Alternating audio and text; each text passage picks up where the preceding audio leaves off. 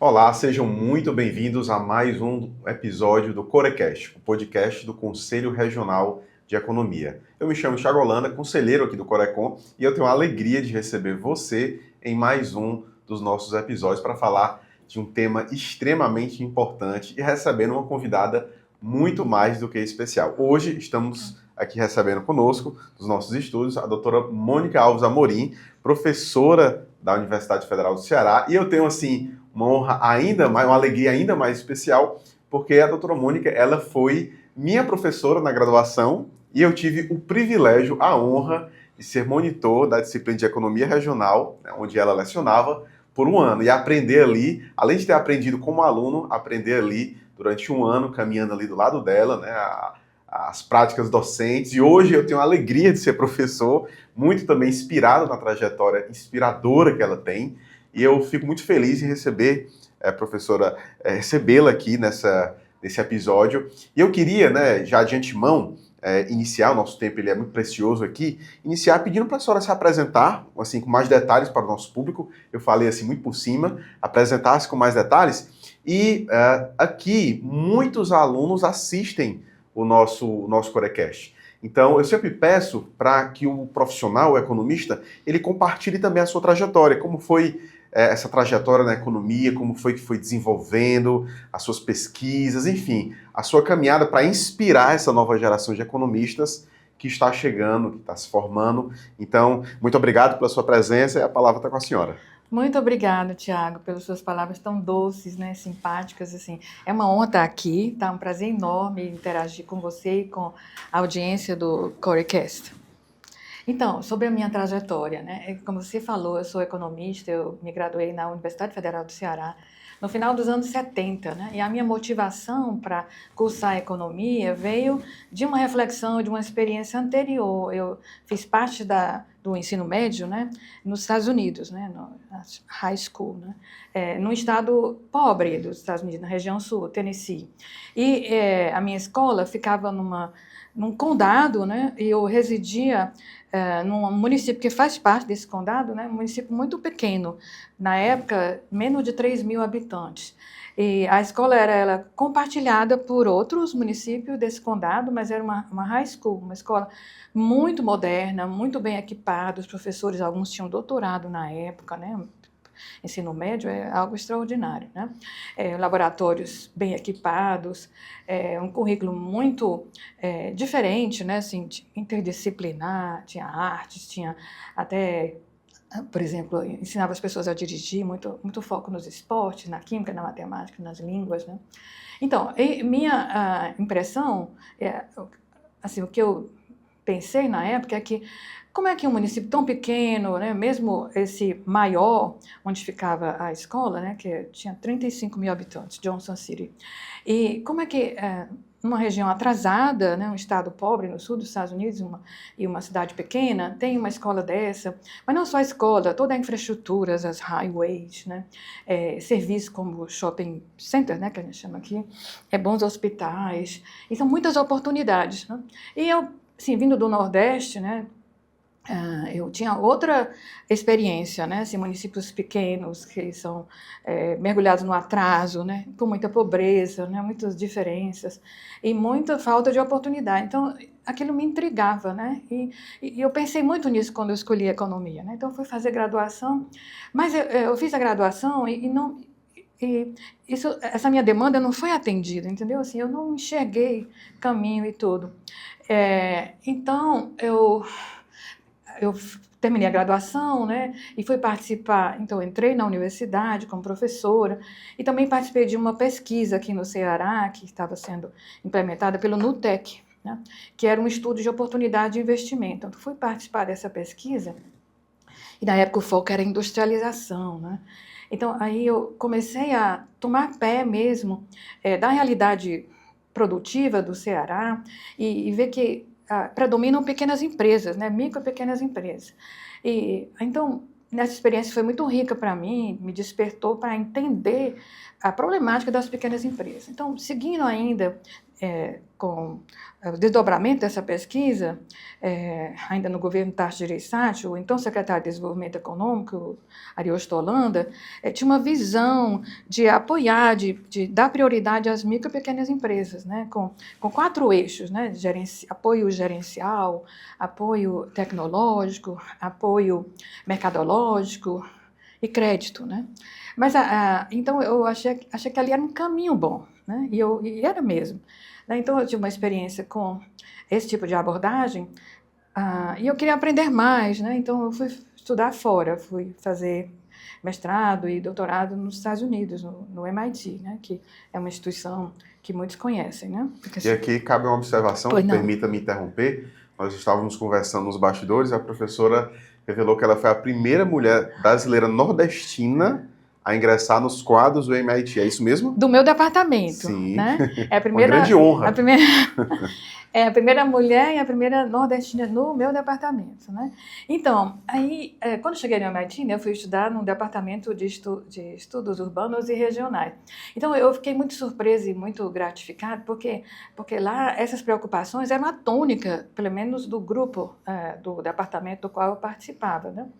E aprendi muito lá. E ficou claro para mim que as pequenas empresas são importantes, elas precisam ser apoiadas, mas precisam ter um olhar de uma forma diferenciada, né? Assim, não é eficiente você apoiar a pequena empresa isolada, né? Individualmente, porque isso não vai render muito, né? Então, a ideia, isso nos anos 90, era que você precisa apoiar aglomerações produtivas, né? Que chamava de clusters, né? Aqui se chama de arranjo produtivo, ou sistema produtivo local. Apoiar essas aglomerações, porque assim, essas empresas podem ser eficientes, porque elas podem ganhar escala, não de uma forma vertical, como é tradicional, mas de uma forma horizontal. Assim, cada um fazendo uma atividade especializada, com mais eficiência, pode inovar mais, e no todo essa escala pode aumentar, porque a competitividade aumenta, né, a eficiência também. Então, essa é a minha trajetória. Tá, mas ainda tem um passo adiante. Então, aí eu voltei e passei bastante tempo trabalhando com essa estratégia, né, de organizar as pequenas empresas em arranjos produtivos, sistemas produtivos, clusters, né? Mas eu tive uma experiência bastante interessante de trabalhar com os chineses, né? Eu fui várias vezes à China e tudo, e lá eu despertei para a ideia de que a paisagem, especialmente a paisagem, na verdade, eram as montanhas, né? Os chineses valorizam muito as montanhas, eles atribuem valores espirituais, né? E valores físicos também, né? Espirituais porque eles acham que a montanha é a conexão do céu com a terra, né? Eles acham que a montanha simboliza valor, força, não é? Superioridade, inspiração, né? Os generais, quando iam se preparar para a guerra, sempre, né, se reuniam com suas tropas nas montanhas, né?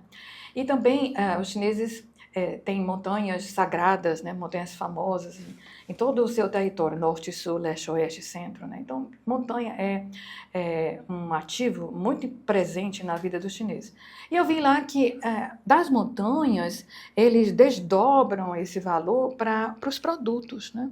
Os chás chineses, os chás mais valiosos, né, mais valorizados na China, via de regra, são produzidos em montanhas, né, porque tem maior nebulosidade, então menos sol, então as folhas demoram mais a amadurecer, aquilo dá mais tempo para a clorofila se desenvolver, né? Então isso, no final, carrega para o sabor, para o aroma do chá, né? Então eu vi essa questão, né, e refleti muito sobre ela, e eu fiquei pensando assim, a gente precisa também, essa é uma estratégia legal, interessante, né, para a gente promover no Ceará, no Nordeste, no Brasil e em outros territórios, né, trabalhar esses ativos, né, intangíveis, né, a paisagem, por exemplo, para agregar valor aos produtos. Então, é aqui onde eu me encontro hoje. Isso assim, uma visão que a gente chama hoje da nova economia. E aí a gente estava conversando sobre isso, essa tem sido a sua mais recente linha de pesquisa, a nova economia. Mas esse termo, né, ainda não é tão popularizado, muitos ainda não o conhecem. Então Então, o que é que seria essa... Como é que a senhora poderia explicar esse conceito de nova economia, né? E dentro desse conceito, né, como é que, por exemplo, uma paisagem com uma montanha, que geralmente não é vista como um ativo econômico, como é que ele se transforma nesse ativo? Como é que a senhora explicaria isso para alguém que ainda não conhece? Tá. Bom, esse termo nova economia, assim, não tem uma visão clara, objetiva e consensual sobre o que ele significa, né? Mas, assim, eu faço parte de um grupo de pesquisadores ou pessoas que trabalham nessa área que pensa que a nova economia é uma forma de agregar valor a partir de ativos intangíveis, como conhecimento, informação, cultura, as identidades, né? E aí, acho que talvez ajude a entender melhor, fazendo um contraponto com a chamada velha economia, né?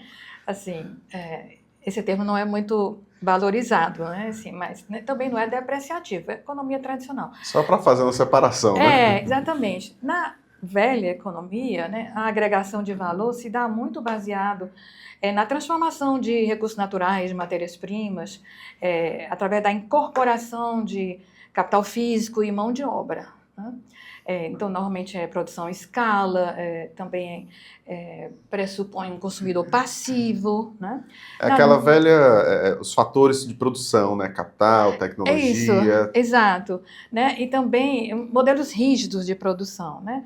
Na chamada nova economia, essa agregação de valor se dá por ativos, também por ativos intangíveis, né? Como eu falei agora há pouco, né? Por exemplo, conhecimento, a cultura, os afetos, né? E também conhecimento e informação,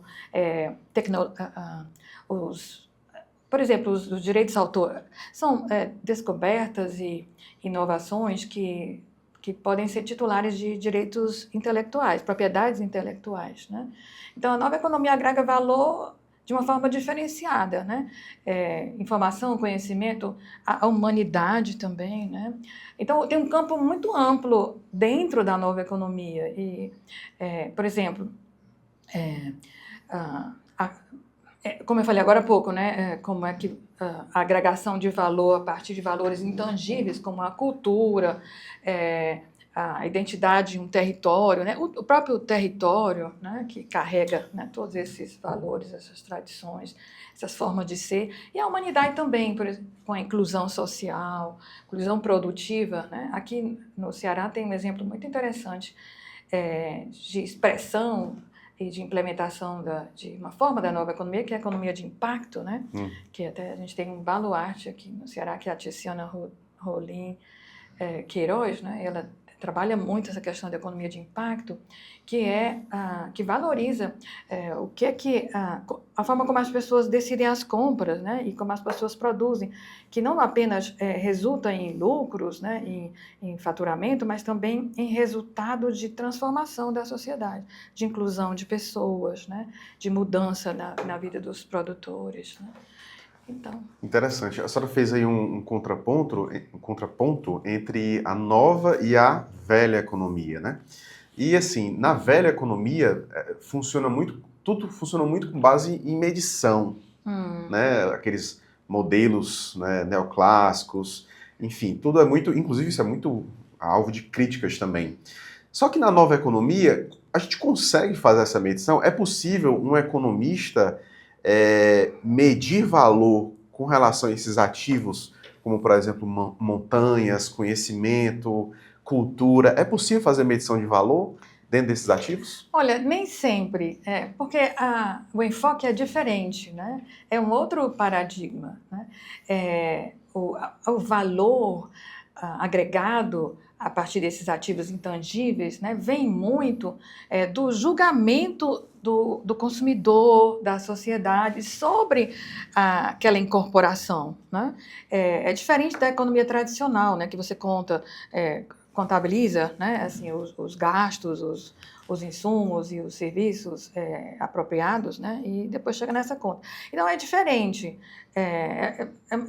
Uma agregação de valor mais subjetiva, né, porque depende do julgamento dos consumidores. Por exemplo, citar aqui o caso, falei do chá da China, né? E os consumidores na China, ao beber esse chá de montanhas, eles têm uma satisfação maior, porque eles se sentem conectados com aquelas montanhas, né, que eles valorizam tanto, por questões subjetivas, espirituais, né, mas também por questões objetivas, como eu falei, que o chá tem mais clorofila, tem mais sabor, tem mais aroma, né? Não é algo meramente perceptivo, assim, das ideias, né? Mas existe, de fato, um ganho de qualidade. Nesse exemplo que a senhora está dando. Tem um ganho de satisfação, né? Eu acho que conecta muito com a chamada escola austríaca, né? Assim, Sim. que fala que o valor depende das utilidades, né? Então, para cada um é diferente. E esse consumidor chinês, ao beber esse chá, não só ele fica satisfeito porque tem um aroma especial, um sabor também diferenciado, mas ele se conecta com as montanhas, né? Ele se transporta para lá, ele acha que tem aquela relação de proximidade com as montanhas. Mas não só com os chineses, que você pode pensar assim, mas é uma cultura oriental, uma cultura bem diferente da nossa e tudo, mas tem um outro exemplo. E depois vou falar aqui do Ceará, né? Outro exemplo que eu também aprendi nesse meu trabalho com a China, que a gente tinha muitas interações com vários países, né? Isso, no caso, com a Alemanha. Na Alemanha tem uma região que é chamada Bergstraße, né, que fica perto de Frankfurt. E lá, nessa região, eles produzem um vinho branco chamado Riesling, né, que é um vinho muito apreciado. E esse vinho, a qualidade dele vem, primeiro, assim, porque o solo é mineralizado, então é uma região que está entre montanhas, né? E as montanhas lá fazem uma função especial, porque elas protegem as vinhas, né, dos ventos do norte, né? Então, assim, as plantas ficam protegidas, né? E elas amadurecem de uma forma mais devagar, então mais açúcar e tudo. E esse vinho é chamado um vinho robusto, é considerado um vinho robusto, né? E as pessoas apreciam muito, não só por essa propriedade física, mas também as propriedades subjetivas, porque os consumidores acham que é um vinho romântico, né? Porque eles interpretam dessa forma, né? Porque conectam as pessoas com a paisagem, que é uma paisagem muito bonita, montanhas, tem muitas construções medievais, né? Ainda estradas da época dos romanos, né? É uma região que é muito valorizada também do ponto de vista estético, né? Cultural. Então, o vinho tem valor diferenciado, é um vinho muito famoso, né? É o vinho branco um dos mais famosos, acho que o mais famoso da Alemanha, né? E aqui no Ceará, né?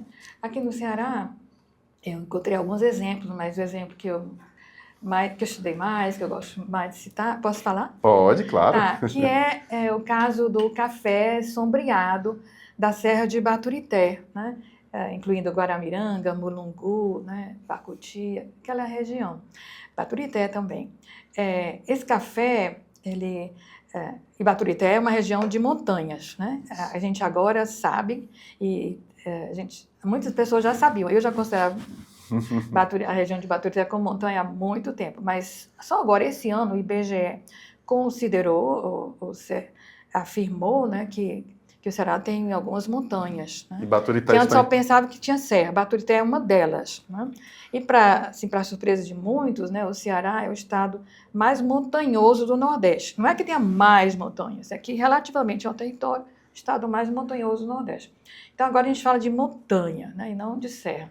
Mas esse café, Baturité já produziu muito café, né? Então era um centro de geração de valor, de riqueza, né? Desde o final do século XVIII, começo do século XIX, né? Inclusive o café de Baturité foi muito famoso internacionalmente na Europa, em Londres, na Bolsa de Londres do café. O café Baturité era o que alcançava o maior valor, né? Sempre uma produção que não era muita escala, né? Mas é um café porque muito o território apreciado. também não favorece, né? O tamanho do território. Um território pequeno, né? E normalmente a produtividade não é tão elevada, né? Então, agora está... Então, já se produziu muito café sombreado, depois eles, até por uma iniciativa equivocada aí de alguns programas do governo, eles passaram para o café de sol, né? Então, isso foi... No começo foi... Assim, a produção foi até boa, mas depois logo declinou, a produtividade caiu, degradou muito o solo, a paisagem, né, porque desmataram. Agora estão retomando num esforço muito interessante é a produção de café sombreado. É um café sombreado de montanhas, né? E isso é muito bom porque desestimula o desmatamento, né? E estimula até o replantio de espécies nativas, né? Esse café de sombra, ele costuma crescer à sombra de espécies nativas, né? Como angazeiro, camundongo, mulungu. Então, é muito bom para repor, né, a parte aquele retalho de floresta atlântica, né, mata atlântica que tem na região. Então, por que montanha, né? Bom, montanha tem um microclima diferenciado, né? Mais frio, é mais úmido, né? O solo também é um solo que solo argiloso, tem óxido de ferro, então isso é interessante para o café, porque o café, outra vez, é produzido na sombra, ele não tem muito sol, então ele demora mais a amadurecer, então isso favorece o enriquecimento da substância do café, os açúcares e tudo mais, né? E não só por isso, as pessoas que tomam café, quando sabem que é um café de Guaramiranga, um café de Baturité, aqui no Ceará, por exemplo, as pessoas valorizam o Guaramiranga porque acham que é a Suíça do Nordeste, né? Todo mundo quer ter uma experiência de frio aqui no Ceará, né? Que é tão raro, né? Predomina, né, o semiárido e tudo. Então, as pessoas também se conectam com esse café, acham que tem o cheiro das montanhas, né? Tem o aroma das montanhas. É um ar boêmio, né? Exatamente, aquela, né, bucólico, né? Um ponto importante é entender o que é a paisagem, né? A paisagem não se resume ao que você percebe, o que você vê, né? Aquele retrato. A paisagem é muito mais que isso. A paisagem na verdade, é uma experiência multissensorial, né? Você tem o cheiro da paisagem, por exemplo, da terra, né? Você tem os ruídos da paisagem, né? Você tem o canto dos pássaros, caindo dos galhos, né? Correr das nascentes. Você tem a textura, né? A terra, as pedras e tudo. Tudo isso é a paisagem, mas também a cultura, né? Como as pessoas se comportam. O ambiente de montanhas sempre foi um ambiente isolado, né? Então, isso significa que aquela cultura ela fica mais protegida, né? Tem menos interferência de outras, né? Então, o café de montanhas, esse café sombreado de montanhas, assim, tem um valor diferenciado. Porque, voltando ao que eu disse, esse valor vem do julgamento das pessoas, da experiência que as pessoas percebem que tem ao ter contato com aquele produto. Então, é o consumidor que arbitra, né? E, normalmente, uma paisagem agradável, né? Que exerce atração às pessoas, e as pessoas costumam valorizar mais por isso. É uma forma de diferenciar os produtos. Aí eu faço duas perguntas em uma só, né? Uhum. É possível a gente dizer que essa valorização da paisagem ajuda na conservação da mesma? Essa é a primeira pergunta, né? Se é possível a gente dizer isso, né? Que essa valorização ajuda na conservação. Ou se, aí entra a segunda pergunta, se essa valorização pode acabar sendo um fator que prejudica essa paisagem, né? Vamos entrar aqui, por exemplo, no exemplo do turismo. Às vezes, e aqui a gente encontra no Ceará praias que não estavam no circuito turístico, de repente começam a receber em massa aqueles turistas por causa da valorização daquela paisagem e de repente começa a ficar degradado. Os impactos imobiliários também. Exato. Então a gente pode... Como é que nós lidamos com essas duas questões? Tá, eu acho que os dois pontos que você coloca fazem muito sentido, né? De um lado, vamos falar agora primeiro dessa parte mais favorável, né? Esse café é sombreado, né? Então, assim, ele precisa de sombras, e essas sombras, o café se adapta mais às espécies nativas, né? Também tem alguém que planta embaixo de bananeiras, né? Mas a maioria, a tradição é plantar a sombra dessas espécies nativas, né? Então, isso é bom, né? Porque evita desmatamento, ao contrário, incentiva o replantio, né? Então, desse lado, é uma força que congrega, né? Que agrega, né? Que converge, né? Para a conservação da paisagem. Mas tem esse aspecto também, né? A paisagem pode ser atrativa, então isso pode estimular o turismo, também questões, investimentos, né? Imobiliário, então desmata. Acho que cabe também um papel de regulação, né? O cuidado Poder com o meio público. ambiente. No caso de Guaramiranga, que faz parte da APA, né? Do maciço de Baturité, que hoje é montanha, né? É considerado montanha, tem a regulação, né? Então, tem essas duas forças que você precisa observar e ficar atenta, né, para a questão dos impactos negativos. Poder público agindo de forma efetiva. Agora eu quero talvez uma última pergunta, a sua carreira, boa parte dela se concentrou dentro da universidade. A senhora é uma acadêmica... Eu trabalhei muito com consultoria com órgãos nacionais, internacionais, né? Isso. Então, também aprendi muito com essa experiência de outros estados. Uma parte da sua carreira esteve ali muito também dentro da universidade. E assim, como é que a universidade ela pode contribuir com esses territórios? Aqui, na China, pelo que nós ouvimos da sua experiência, isso é feito de uma forma mais coordenada, mais bem organizada. No Ceará, será que existe a mesma coordenação, organização? E como é que a universidade, notadamente aqui no Brasil, talvez mais especificamente no Ceará, como é que ela pode, né, ajudar a implementar estratégias mais efetivas para essa nova economia se desenvolver aqui? Perfeito. Eu acho que antes de implementar, eu acho que é interessante a universidade despertar, sensibilizar a população e as instituições, né, sobre essa estratégia, né, de usar a paisagem como forma de agregar valor aos produtos, não apenas de montanhas, né? Assim, a gente pode pensar isso também para o semiárido, para alguns produtos. Por exemplo, lá no Rio Grande do Sul, né, que eu falei que aprendi muito com a experiência trabalhando no Banco Mundial em projetos de desenvolvimento de regiões em outros estados, né? No Rio Grande do Sul tem uma região que é chamada Alto Camaquã, né? Que é perto do município de Bagé, né? Que chama metade sul do Rio Grande do Sul. Eles lá estão em uma região que tem, não são exatamente montanhas, mas tem uma topografia assim mais elevada, né? E eles têm a criação de ovinos e caprinos, né? E esses ovinos e caprinos, eles se alimentam basicamente do pasto nativo, né? Então, eles estão promovendo esse ovino e caprino como sendo um cordeiro verde, né? Porque ele consome pasto natural, né? Criação extensiva. Então, essa é uma estratégia interessante, né, que eles estão usando. E eles conectam muito com a paisagem também, né? São campos abertos, né, que eles querem proteger também, né?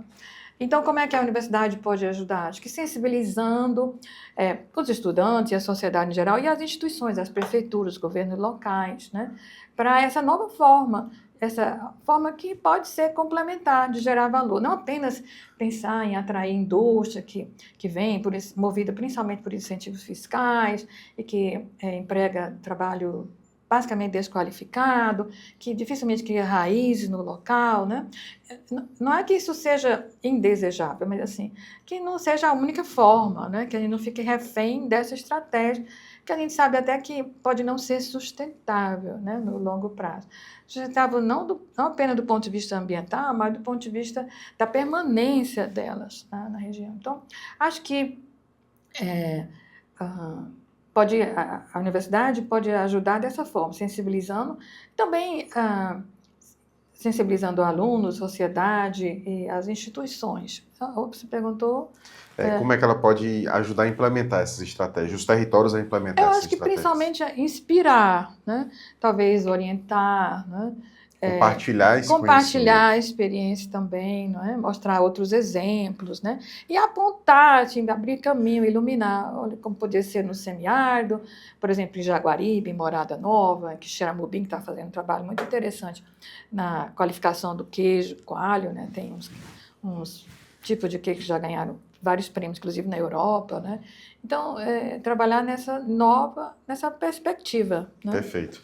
Até porque muitas dessas experiências internacionais são desconhecidas por nós. Por exemplo, eu não conhecia nada relativo a essa questão das montanhas na China, dos chás. Eu não conhecia essa experiência, né? E eu acho que a gente pode replicar em alguma medida aqui. Adaptar, não é? Exato. E eu acho que esse caso do café, esse caso do cordeiro, né, é muito interessante. Não só da China, esse do vinho também, né? Na África do Sul também estão fazendo um trabalho interessante. Eles produzem vinhos lá, né? Conectando o vinho à montanha famosa de lá, que é a Montanha Mesa, né? Então, acho que é uma nova avenida, né, uma nova trilha, né, para a gente trabalhar e promover alternativas de desenvolvimento para o Nordeste, Perfeito. Brasil como um todo. Professora, a gente está caminhando aqui na reta final e eu queria só pedir uma última fala. Certo. Não estava nem no script, mas eu acho que Perfeito, Tiago. pode haver uma boa contribuição da senhora. Como eu disse mais cedo, nós temos muitos alunos que escutam os nossos episódios. Escolha um conselho que a senhora poderia dar para essa nova geração de economistas, estudantes, alunos de graduação, pós-graduação, tendo aí a sua trajetória consolidada como economista, até mesmo de projeção internacional. Qual o conselho a senhora daria para essa nova geração? Olha, assim, não sei se é um conselho, né? Porque depende muito da experiência de cada um, né? Dos anseios. Eu falei sobre a minha experiência, né? A minha motivação era entender por que algumas regiões são pobres, por que algum segmento da população ainda está na miséria, né? Na pobreza, na exclusão, né? E outros não, né? E como eu observei lá nos Estados Unidos, podia ser bem diferente, né? Claro que é outro país, né? Outra conjuntura, né? Outra situação. Mas acho que entrar no curso de economia de olhos abertos, assim, pensar também que economia não é só finanças, que é importante, né? Mas também pode formar as pessoas para entender melhor o desenvolvimento, né? Que é a área que eu trabalho há muito tempo, né? O desenvolvimento local, né? Como reduzir pobreza, como trazer progresso, alternativas para essas rotas convencionais que a gente enxerga e pratica hoje, como eu falei, né? Trazer indústria de fora, mas trabalhar também melhoria na agricultura, na sustentabilidade, outras formas de gerar valor também a partir dos serviços, né? Agora com essa história, né? Com esse crescimento e expansão de TI, né? Tem pessoas hoje no interior produzindo para empresas de fora, né? Empresas internacionais. Isso não é muito raro, né? Eu já vi isso em vários municípios.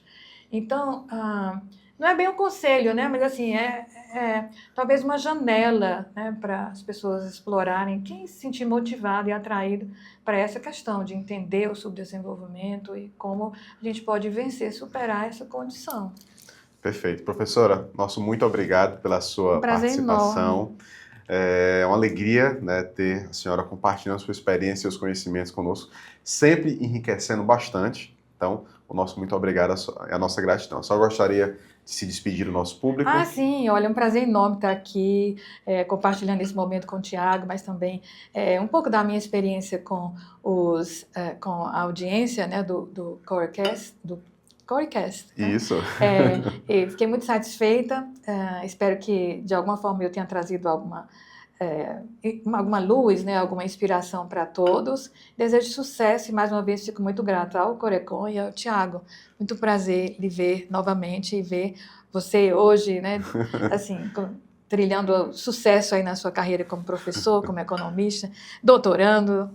Parabéns, e muito feliz de estar aqui com você. Muito obrigado, professora, e muito obrigado também a você que esteve conosco prestigiando o nosso episódio. A gente agradece a sua audiência e nós queremos continuar encontrando você em outros episódios. Você pode conferir aí no nosso canal no YouTube. Nós temos várias entrevistas, vários episódios.